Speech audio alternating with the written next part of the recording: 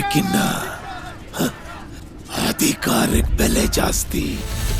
Real star Upendra, Reshma ನಾಯಣ್ಣ, Sadhu Kokila ಮುಂತಾದವರು ನಟಿಸಿರುವ UI ಸಿನಿಮಾವು ಇದೇ December 20ರಂದು ವಿಶ್ವಾದ್ಯಂತ ತೆರೆಗೆ ಬರಲಿದೆ. ಅಂದಹಾಗೆ ಇತ್ತೀಚೆಗೆ ಈ ಸಿನಿಮಾದ ಒಂದು ಸಣ್ಣ ತುಣುಕನ್ನ ರಿಲೀಸ್ ಮಾಡಲಾಗಿದೆ.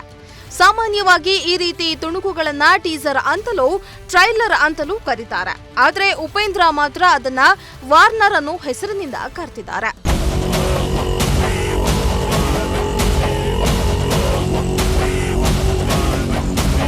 ರಿಯಲ್ ಸ್ಟಾರ್ ಉಪೇಂದ್ರ ನಿರ್ದೇಶಿಸಿ ನಟಿಸಿರುವ ಯುಐ ಸಿನಿಮಾ ಇದೇ ಡಿಸೆಂಬರ್ 20ರಂದು ಜಗತ್ತಿನಾದ್ಯಂತ ತೆರೆ ಕಾಣ್ತಾ ಇದೆ. ಉಪ್ಪಿಟ್ಟು ಬಳಿಕ 9 ವರ್ಷಗಳ ನಂತರ ಉಪೇಂದ್ರ ಆಕ್ಷನ್ ಕಟ್ ಹೇಳ್ತಾ ಇರುವ ಈ ಚಿತ್ರದ ಬಗ್ಗೆ ಅಭಿಮಾನಿಗಳಿಗೆ ಸಹಜವಾಗಿ ಕುತೂಹಲ ಹೆಚ್ಚಿದೆ. ಈಗಾಗಲೇ ಟೀಸರ್ ಹಾಗೂ ಹಾಡಿನ ಮೂಲಕ ಮೋಡಿ ಮಾಡಿರುವ ಚಿತ್ರತಂಡ ಈಗ ಆ ವಾರ್ನರ್ ಎಂಬ ವಿಡಿಯೋ ರಿಲೀಸ್ ಮಾಡಿ ಗಮನ ಸೆಳೆದಿದೆ.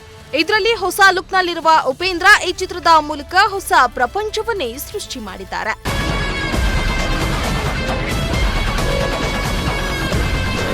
ಇದಲ್ಲದರ ಝಲಕ್ಕಿರುವ ಈ ವಿಡಿಯೋವನ್ನ ಸಾಮಾಜಿಕ ಜಾಲತಾಣದಲ್ಲಿ ಹಂಚಿಕೊಂಡಿರುವ ಅವರು, ಇದು ಟೀಸರ್ ಅಲ್ಲ, ಟ್ರೈಲರ್ ಅಲ್ಲ, ವಾರ್ನರ್, ಎಲ್ಲದಕ್ಕೂ ಒಂದು ಎಚ್ಚರಿಕೆ ಎಂದು ಬರೆದಿದ್ದಾರೆ.